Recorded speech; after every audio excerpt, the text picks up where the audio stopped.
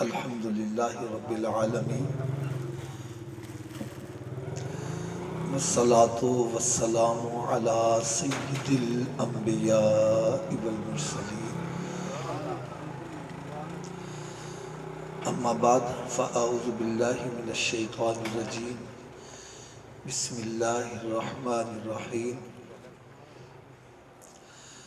ما آتاکم الرسول فخذوہ وما نہاکم عنہ فانتہوا واتقوا اللہ ان اللہ شدید العقاب صدق اللہ العظیم وصدق رسولہ النبی الکریم الامین۔ پیارے اسلام بھائیو، پہلی بات تو میں اپنی سعادت سمجھ رہا ہوں کہ میرے سروں کے تاج علماء کرام آج یہاں تشریف فرما ہے اور مجھے ان کو سبق سنانے کا موقع ملے گا۔ دوسری بات میں آپ سب حضرات سے ایک عرض کروں گا، میری بات آپ کو غلط لگے تو آپ نے لحاظ نہیں کرنا، کھڑے ہو کے کہنا حافظ صاحب آپ غلط کہہ رہے ہیں، میں انشاءاللہ تعالی سب کے سامنے معذرت بھی کروں گا، الفاظ بھی واپس لے لوں گا، لیکن اگر میری بات سچی لگے پھر عمل ہونا چاہیے کہ نہیں ہونا چاہیے؟ یہ میں کیوں کہہ رہا ہوں؟ آج ہماری ایک عادت بنی ہے، ہم محافل میں جاتے ہیں، بیانات سنتے ہیں، کہتے ہیں جی بڑا اچھا بیان ہوا، لیکن پرنالہ ہم نے وہیں رکھنا ہے۔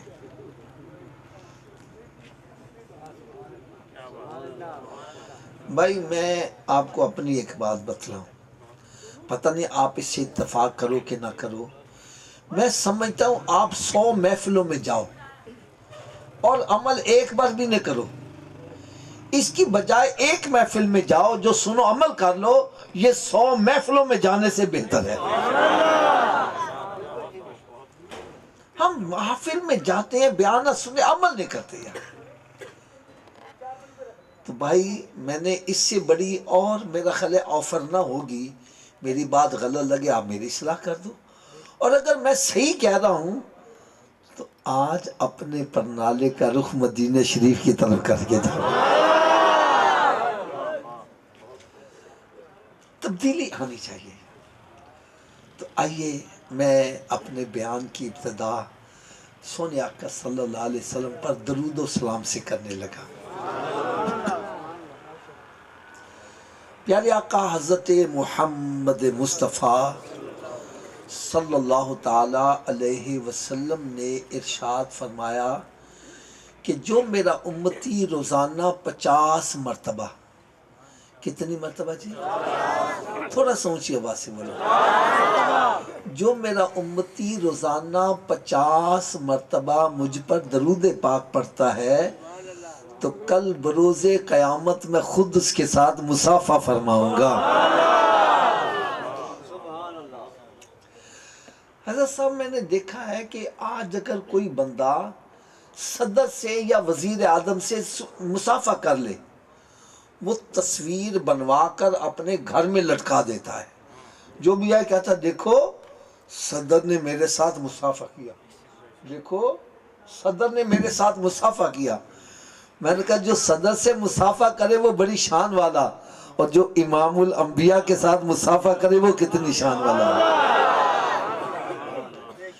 حضرت صاحب میں اپنے عقیدے کے بارے میں بتلاؤں، میرا عقیدہ ہے کہ میرے آقا صلی اللہ علیہ وسلم جس کے ساتھ مصافحہ فرمائیں گے وہ جنتی ہو جائے گا۔ آپ کہیں گے حافظ صاحب آپ کے پاس دلیل کیا ہے؟ تو دلیل بھی سن لو۔ حضرت انس رضی اللہ تعالی عنہ، ان کے پاس ایک کپڑے کا دسترخوان تھا، جب یہ میلا ہو جاتا تو اس کو دھوتے نہیں تھے بلکہ آگ میں ڈال دیتے، میل جل جاتی، صاف شفاف دسترخوان باہر آ جاتا۔ ایک دن کسی نے پوچھ لیا، اے انس رضی اللہ تعالیٰ عنہ، کپڑے کو تو آگ جلا دیتی ہے، اس کو کیوں نہیں جلا دی؟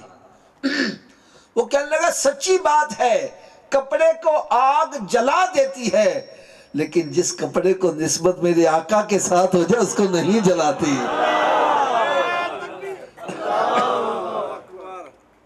کہنے لگے پیارے آقا صلی اللہ علیہ وسلم نے ایک مرتبہ اسی دسترخوان پر کھانا تناول فرمایا اور اس کے بعد اپنا دست اقدس اس کے ساتھ مس کر دیا۔ بس اس دن کے بعد جب بھی یہ میلا ہو جاتا ہے میں آگ میں ڈال دیتا ہوں، میل تو جل جاتی ہے، کپڑا نہیں جلتا۔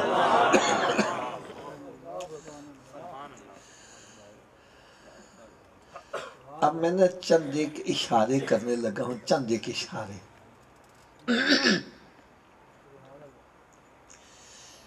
جس کپڑے کے ساتھ میرے آقا صلی اللہ علیہ وسلم کا دست اقدس تھوڑی دیر مس کر جائے اس کو آگ، اونچی بولو، آگ۔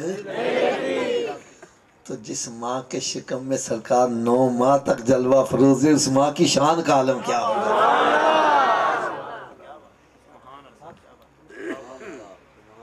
دوسرا اشارہ بھی سن لو، آج کل اس اشارے کی بڑی ضرورت ہے۔ جس کپڑے کے ساتھ محسن بھائی میرے آقا صلی اللہ علیہ وسلم کا دست اقدس تھوڑی دیر مس کر جائے اس کو آگ نہیں جلاتی۔ یار اسی دست اقدس پر تو سب صحابہ کرام نے بیعت کیا، ان کا مقام کیا ہوگا۔ قرآن یہ کہہ رہا ہے یار، 26واں پارہ سورہ فتح 3 رکوع، رب تعالیٰ نے شاد فرمایا لَقَدْ رَضِيَ اللَّهُ عَنِ الْمُؤْمِنِينَ إِذْ يُبَايِعُونَكَ تَحْتَ الشَّجَرَةِ۔ تحقیق اللہ تعالیٰ نے سب سے راضی ہو گیا جنہوں نے درخت کے نیچے بیٹھ کے میرے محبوب کے ہاتھ پر بیعت کی ہے۔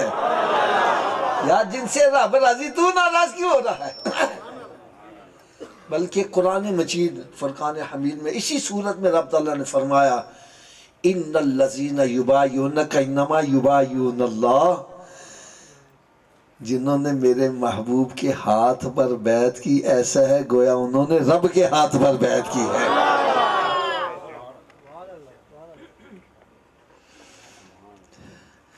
اب جو یہ سعادت حاصل کرنا چاہتا ہے، قیامت کے روز سرکار کے ساتھ مصافحہ کرنے کی سعادت حاصل کرنا چاہتا ہے، اس کے لیے نسخہ بھی بڑا پیارا بتلا تھا۔ محسن بھائی ایک دن میں ایسے بیٹھا سوچ رہا تھا کہ نماز کے اندر بھی تو درود پاک پڑھا جاتا ہے، پڑھتے ہیں کہ نہیں پڑھتے ہیں؟ پھر جب دعا مانگتے ہیں دعا کے اول آخر بھی درود پاک پڑھا جاتا ہے۔ پھر اذان میں اقامت میں جہاں میرے آقا صلی اللہ علیہ وسلم کا نام نامی آتا ہے درود پاک پڑھا جاتا ہے۔ حضرت صاحب یقین جانو میری طبیعت اتنا خوش ہوئی، اتنا خوش ہوئی، میں نے دیکھا جو 5 نمازیں باقاعدگی سے پڑھتا ہے وہ 50 مرتبہ درود پاک خود ہی پڑھ لیتا ہے۔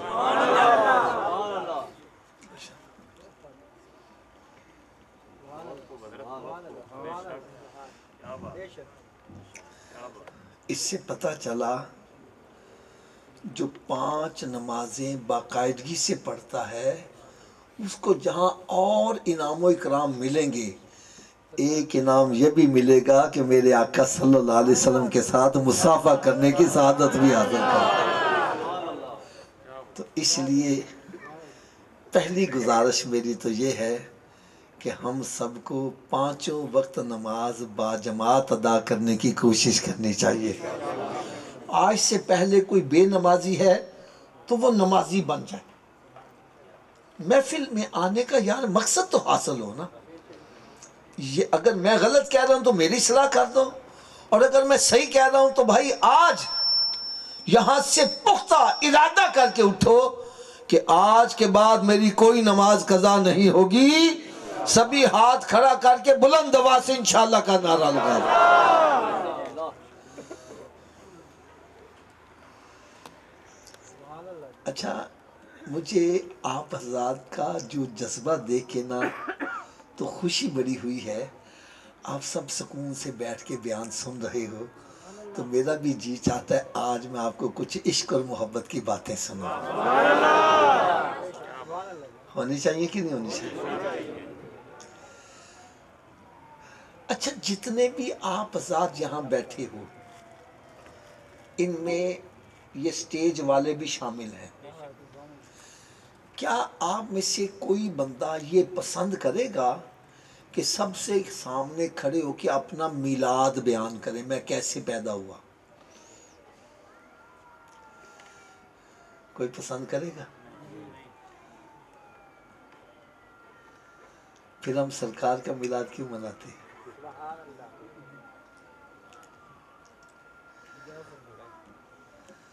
بات میری سمجھ آئی ہے کہ نہیں؟ ہم اپنا بھی میلاد بیان نہیں کرتے، اپنے اکابرین کا بھی میلاد بیان نہیں کرتے. اگر میری بات نہیں آپ کو سمجھ آ رہی، میں آپ کو بڑی آسان سی مثال دیتا ہوں. پاکستان قائد اعظم نے بنایا، بڑا اچھا کام کیا. اس کے حالات زندگی کتابوں میں لکھے گئے. یہ تو لکھا ہوا ملا ہے کہ قائد اعظم فلاں سن میں کراچی میں پیدا ہوا، لیکن کیسے پیدا ہوا اب پڑھا کبھی کسی نے؟ اونچی بولو یار. علامہ اقبال قومی شاعر، اس کے بارے میں یہ تو لکھا ہے فلاں سن میں سیالکوٹ میں پیدا ہوا، کیسے پیدا ہوا؟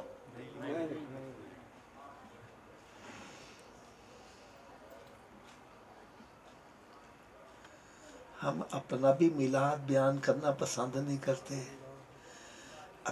اپنے اکابرین کا بھی میلاد بیان کرنا پسند نہیں کرتے.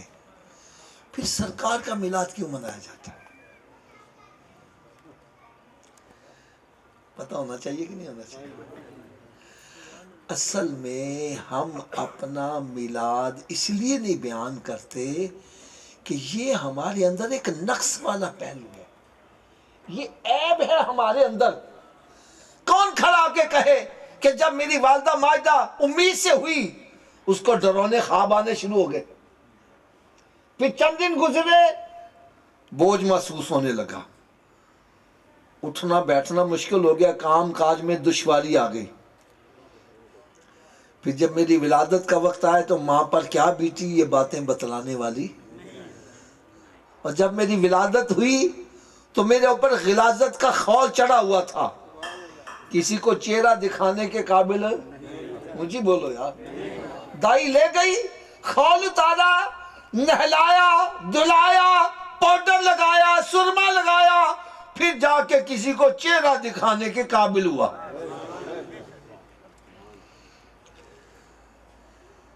یہ باتیں بتلانے والی. اونچی بولو. جب ہم کسی کے فضائل بیان کرنا چاہے تو اس کا نقص والا پہلو چھپاتے ہیں اور اچھائی والی باتیں بیان کرتے ہیں. لہٰذا ہم اپنے اکابرین کا بھی میلاد بیان نہیں کرتے. بات سمجھ آ رہی ہے؟ تو پھر سرکار کا میلاد کیوں کیا جاتا ہے بیان؟ بھائی اس لیے کیا جاتا ہے کہ اللہ تعالیٰ نے اپنے محبوب کو ہر عیب اور نقص سے پاک بنایا ہے. وہ پہلو جو آپ میں میرے اندر نقص والا ہے، وہی پہلو میرے آقا میں دیکھو عظمتیں نظر آ رہی ہیں. ارے جو پہلو ہمارے اندر نقص والا ہے وہ سرکار میں دیکھو شان والا نظر آ رہا ہے، اور جو ہمارے اندر چھائی والا پہلو ہے وہ میرے آقا میں کتنی شان والا ہوگا. آپ کہیں گے جی آپ نے یہ کیا بات کر دی؟ تو آؤ بھائی، ہم حضرت آمنہ رضی اللہ تعالی عنہا کے بارگاہ میں عرض کرتے ہیں، اے آمنہ جب تو امید سے ہوئی تو کیا تجھے بھی خواب آئے؟ کہنے لگی ہاں مجھے بھی خواب آئے. ہم نے کہا آپ کو خواب میں کیا چیز نظر آئی؟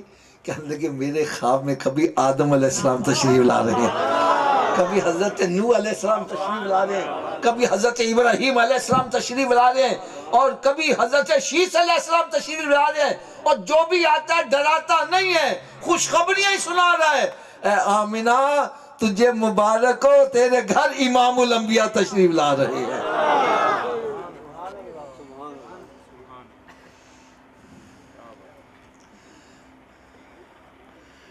پھر فرماتی ہیں جب سرکار کا نور میرے اندر جلوہ گر ہوا تو مجھے کوئی بوجھ محسوس نہ کام کاج میں کوئی دشواری محسوس ہوتی تھی، بلکہ آپ فرماتی ہیں سرکار کا نور میرے اندر جب آیا میری مشکلیں حل ہو گئی۔ ہم نے کہا جی وہ کیسے؟ فرماتی ہیں میں جب چلتی میرے پاؤں کے نیچے کوئی پتھر آتا تو وہ بھی موم ہو جایا کرتا تھا۔ پھر فرماتی ہیں میں اپنی سہیلیوں کے ساتھ مل کر کنویں سے پانی بھرنے جاتی، میری سہیلیاں کنویں کے اندر بوکا ڈالتی اور پھر رسی سے کھینچ کے پانی باہر نکالتی، جب میری باری آتی پانی خود کناروں پر آ جایا کرتا تھا۔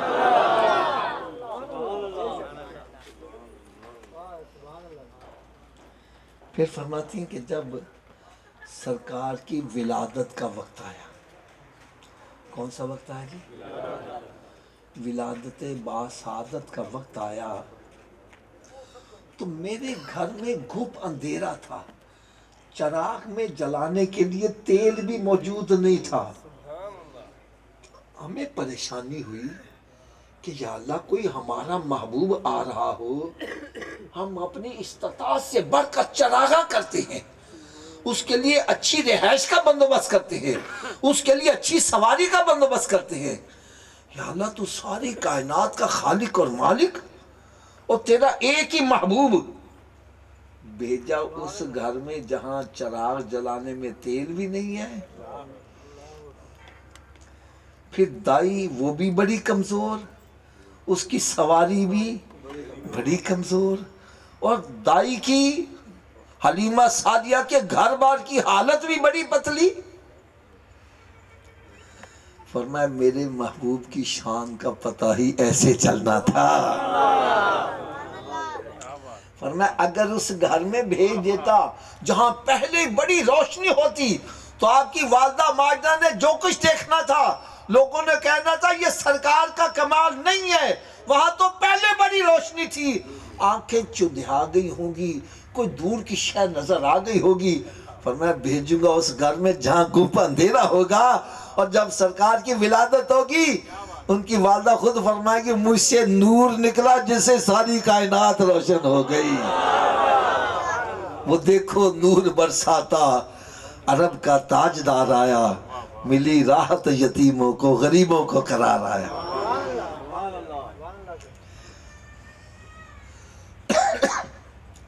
اچھا اللہ تعالی ہم سب کو وہ جگہ دیکھنے کی توفیق عطا فرمائے جہاں میرے آقا صلی اللہ علیہ وسلم کی ولادت ہوئی، وہاں انہوں نے لائبریری بنا لی ہوئی ہے، وہاں ہم کھڑے ہو جانا تو دیکھیں سب پہاڑ۔ آپ کی والدہ مجدہ فرماتی ہیں جب سرکار کا نور مجھ سے نکلا تو اتنی روشنی پیدا ہوئی کہ میں نے چار پائی پر لیٹے ٹیلتے شام کے محلات کو دیکھ لیا۔ میں نے کہا یار جس نور والے کی روشنی میں ان کی والدہ ماجدہ شام کے محلات دیکھ رہی ہیں، اس نور والے کی اپنی بصارت کا عالم کیا ہوگا۔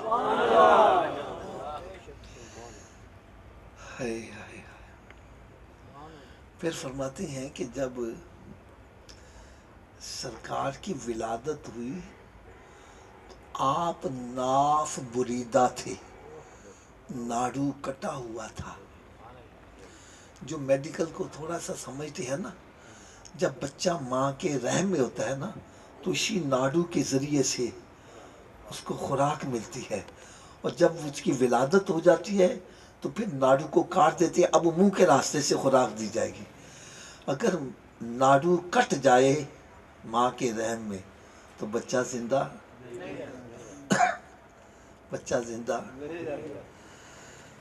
اور سرکار کی ولادت ہی ناڑو کٹا ہوا، فرمایا نبی کو اپنے جیسا مت سمجھنا۔ دوسرا یہ ہے کہ ناڑو کے ذریعے سے گندا خون ہوتا ہے جو بچے کی خوراک بنتا ہے، فرمایا میرا نبی تو نور ہے، اس کی خوراک بھی نور ہی ہے۔ حضرت صاحب اگلی بات سنیں گے تو آپ کو اور بڑا مزہ آئے گا۔ فرماتی ہیں جب سرکار کی ولادت ہوئی تو آپ نے سب سے پہلا کام جو کیا وہ سجدہ کیا تھا۔ کیا کیا؟ پہلے سجدے پہ روزے ازل سے درود، اور یادگاری امت پہ لاکھوں سلام۔ رب حبلی امتی کہتے ہوئے پیدا ہوئے، حق نے فرمایا کہ بخشا الصلاۃ۔ اچھا سرکار نے سجدہ کیوں کیا؟ سجدہ کیوں کیا؟ یہ نقطہ ذرا یاد رکھو گے تو بڑی طبیعت خوش ہوگی۔ یہ جو علماء کرام بیٹھے ہیں وہ سمجھتے ہیں سجدے کے لیے جسم کا پاک ہونا بھی ضروری ہے اور جگہ کا پاک ہونا میرے آقا صلی اللہ علیہ وسلم نے سجدہ کر کے یہ بتلایا کہ مجھے اپنے جیسا نہ سمجھنا، ارے تمہاری ولادت ہوئی غلاظت کا خول چڑھا ہوا تھا، اور سرکار نے سجدہ کر کے بتلایا کہ رب نے مجھے پاک ہی پیدا کیا ہے، ایسا پاک بنایا کہ آپ کا قدم زمین پر لگا، رب نے ساری زمین کو بھی پاک فرما دیا۔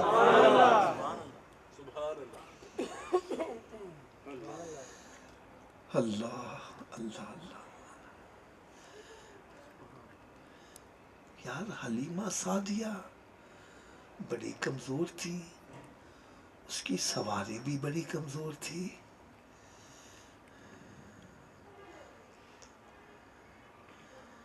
فرمایا اگر سواری مضبوط ہو تو سواری کا احسان سوار پر ہوتا ہے، وہ اس کو لے گئی۔ میں لاہور سے خانیوال پیدل نہیں آ سکتا تھا، یہ سواری کا کمال ہوا مجھے یہاں لے آئی، تو سواری کا احسان میرے اوپر ہوا۔ سواری مضبوط ہو تو سواری کا احسان سوار پر ہوتا ہے کہ وہ اس کو لے گئی۔ فرمایا میرا محبوب احسان کروانے نہیں، احسان کرنے کے لیے آیا ہے۔ فرمایا وہ سواری جس کے لیے چلنا مشکل تھا، جب سرکار سوار ہوں گے وہ اتنی تیز چلے گی کہ جو پہلے سے جا چکی ہیں وہ پیچھے رہ جائیں گی، اور لوگ پوچھیں گے حلیمہ تو نے سواری تبدیل کر لی؟ کہیں گی سواری نہیں بلکہ سوار تبدیل ہو گیا ہے۔ حلیمہ سعدیہ رضی اللہ تعالی عنہا، ان کے ایک پستان میں دودھ آتا تھا، دوسرے میں کبھی بھی نہیں آتا تھا۔ جس طرف سے دودھ آ رہا ہے آپ کوشش کرتی ہیں سرکار وہاں سے دودھ نوش فرمائے، سرکار دودھ نوش نہیں فرما رہے۔ کیوں نہیں فرما رہے؟ یہ تو میرے ردائی بھائی کا حصہ ہے، میں حصے چھیننے والا نہیں، حصے دلانے والا آیا ہوں۔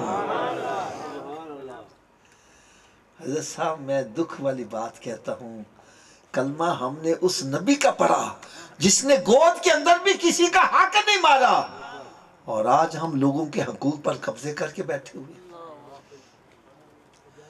حضرت صاحب ابا جی مر جائے نا، رشتہ دار اکٹھے ہو جاتے ہیں تو بھائی کہتا ہے بہن سے، بہن حصہ چاہیے کہ بھائی چاہیے؟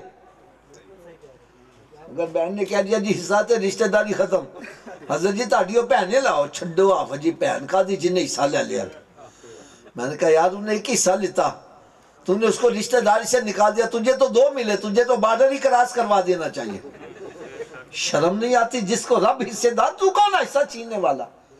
قرآن مجید فرقان حمید میں رب تعالیٰ نے ارشاد فرمایا ان الذین یاکلون اموال الیتامی ظلما انما یاکلون فی بطونہم نارا۔ فرمایا جو یتیم کا مال ظلمن کھاتے اپنے پیٹ میں آگ بھر رہا ہے۔ بظاہر چرگا کھا رہا ہے، مرغا کھا رہا ہے، روسٹ کڑائی کھا رہا ہے، حقیقت میں آگ کھا رہا ہے۔ یہی آگ دنیا میں جلاتی ہے راتوں کو نیند، یہی آگ قبر میں جلائے گی، یہی میدان محشر میں یہی جہنم میں جلائے گی۔ اللہ اللہ اللہ اللہ۔ سرکار صلی اللہ علیہ وسلم دودھ نوش نہیں فرما رہے۔ حلیمہ سعدیہ پریشان ہو گئی کہ یہ دودھ نوش نہیں فرمائیں گے تو کام کیسے چلے گا؟ پھر ذہن میں خیال آیا یہ بچہ عام بچہ، فرماتے جب میں نے اس کا چہرہ دیکھا تھا تو ساری کائنات میں ایسا چہرہ مجھے کسی کا نظر ہی نہیں آیا، اور جب میں نے جھولی میں اٹھایا یوں لگا جیسے ساری کائنات کی نعمتیں میری جھولی میں آ گئی ہیں۔ پھر فرماتی ہے کہ جب میں نے گود میں اٹھا کر اپنے گاؤں کی طرف جانے لگی نا تو میں نے سوچا کہ خانہ کعبے کا طواف کر لیں. جب طواف شروع کرتے ہیں نا تو حجر اسود کا بوسہ لیتے ہیں, اگر رش ہو تو پھر استلام کرتے ہیں. فرمانے لگی میں آگے بڑھ کر حجر اسود کا بوسہ لینے لگی تو بوسہ جھک کر لیتے ہیں, اور میں اس سے پہلے کہ میں جھکتی حجر اسود خود اٹھ کر میرے منہ کے قریب آ گیا.